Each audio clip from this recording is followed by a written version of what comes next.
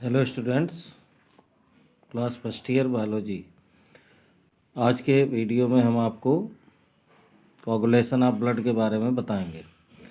Coagulation यानी उसी को हम सिंपल लैंग्वेज में कह सकते हैं क्लॉटिंग ऑफ ब्लड। तो ये आपने देखा होगा, कहीं पर भी कोई इंजरी होती है, बॉडी से ब्लड रिलीज़ होता है, तो आफ्टर सम टाइम वहाँ पर ब्लड क्लॉटिंग हो जाती है और ब्लड का बाहर रिलीज़ होना बंद हो जाता है। तो ये पूरी मैकेनिज्म कैसे होती है ये हमें समझनी है। नेचुरली ये प्रोसेस 3 to 5 मिनट में कंप्लीट हो जाता है। कहीं पर भी अगर हमें इंजरी होती है और ब्लड रिलीज़ होता है तो 3 to 5 मिनट में नेचुरली ये प्रोसेस कंप्लीट होगा। अब ये प्रोसेस कैसे कंप्लीट होता है उसके लिए हमने यहाँ पर एक लाइन डायग्राम आपके लिए बनाया है, तो आप उससे इसे आसानी से समझ सकते हैं और फिर इसको आप अपनी लैंग्वेज में कॉपी पर लिख भी सकते हैं। तो जैसा कि आप डायग्राम में देख रहे हैं कि एक तरफ हमने लिखा हुआ है, जब कहीं पर हमें चोट लगेगी तो क्या होगा, कोई इंजरी होगी, उस इंजरी में टिश्यू रप्चर्ड होंगे, और जब टिश्यू रप्चर्ड होंगे तो वहाँ पर जो ब्लड वेसल्स प्रेजेंट होंगी वो भी बस्ट हो जाएंगी। तो इस तरह दो प्रोसेस हुए, एक तरफ टिश्यू रप्चर्ड हुए और ब्लड वेसल्स बस्ट हुई। तो जो टिश्यू रप्चर्ड हुए वहाँ से एक प्रोटीन रिलीज़ होती है, थ्रोम्बोप्लास्टिन, और दूसरी तरफ जो ब्लड वेसल्स बस्ट हुई उनसे प्लेटलेट्स बाहर रिलीज़ होंगे, और जब ये प्लेटलेट्स एयर के कांटेक्ट में आएंगे तो ये प्लेटलेट फैक्टर 3 में कन्वर्ट हो जाते हैं।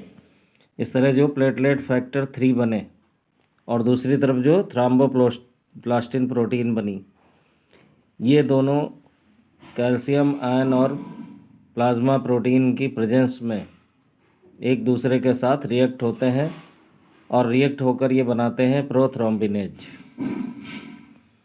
तो ये प्रोथ्रोम्बिनेज एक एंजाइम बन जाता है जो आगे का प्रोसेस स्टार्ट करता है। तो यहाँ तक ये जो प्रोथ्रोम्बिनेज के फार्म होने का प्रोसेस है, ये इस ब्लड कोगुलेशन का फर्स्ट स्टेप कहलाता है। इसके बाद इसका सेकंड स्टेप शुरू होता है। अब ये प्रोथ्रोम्बिनेज एंजाइम क्या करता है, ये दो तरह की वर्किंग करता है। एक तो हमने यहाँ सामने लिख रखी है, दूसरी यहाँ हमने लिखी नहीं है, ये भी यहाँ होनी चाहिए।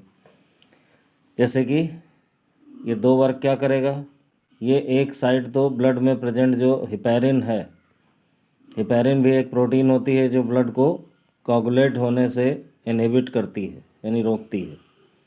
तो जब तक वो हिपैरिन एक्टिव रहेगी ब्लड कोगुलेशन का प्रोसेस नहीं होता है, इसलिए ये प्रोथ्रोम्बिनेज पहले उस हिपैरिन को इनएक्टिव मोड में कन्वर्ट करती है। तो ये इसका वन साइड वर्क हो गया। और दूसरी साइड ये ब्लड में प्रेजेंट एक प्रोटीन जो वहाँ पर इनएक्टिव फॉर्म में प्रेजेंट होती है ब्लड के अंदर, उसे हम कहते हैं प्रोथ्रोम्बिन। ये प्रोथ्रोम्बिनेज एंजाइम की एक्टिविटी से थ्रोम्बिन नामक एक्टिव प्रोटीन में कन्वर्ट हो जाती है। तो ये थ्रोम्बिन का बनना ये इसका सेकंड स्टेप हो जाता है। और फिर थर्ड स्टेप में क्या होगा उसके लिए हम आगे देखेंगे कि ये जो थ्रोम्बिन प्रोटीन बनी, अब ये एक्टिव प्रोटीन होती है, ये क्या करती है, ये ब्लड में डिज़ाल्व फॉर्म में पाई जाने वाली एक प्रोटीन फाइब्रिनोजन पर एक्ट करेगी, और उस फाइब्रिनोजन को वो चूँकि सॉल्युबल फॉर्म में प्रेजेंट थी उसको अनसॉल्युबल फॉर्म में बदल देती है, तो उसका अनसॉल्युबल फॉर्म कहलाता है फाइब्रिन्स। इस तरह बहुत सारे फाइब्रिन मॉलिक्यूल्स वहाँ पर तैयार हो जाएंगे, और फिर ये फाइब्रिन मॉलिक्यूल्स एक दूसरे के साथ कनेक्ट होते हैं और बहुत सारे फाइब्रिन थ्रेड्स बना देते हैं। और ये जो थ्रेड्स बन जाते हैं ये उस रप्चर्ड एरिया में जाकर उन ब्लड वेसल्स पर अपना एक नेटवर्क फार्म कर लेते हैं, और उसी नेटवर्क में जो हमारी ब्लड सेल्स हैं वो फंस जाती हैं, जिससे ब्लड का बाहर आना बंद हो जाता है। तो इसी को हम कहते हैं ब्लड कोगुलेशन का प्रोसेस। तो ये एक पूरा कंप्लीट प्रोसेस है जिसको आप इस लाइन डायग्राम की हेल्प से ईज़िली क्लियर कर सकते हैं।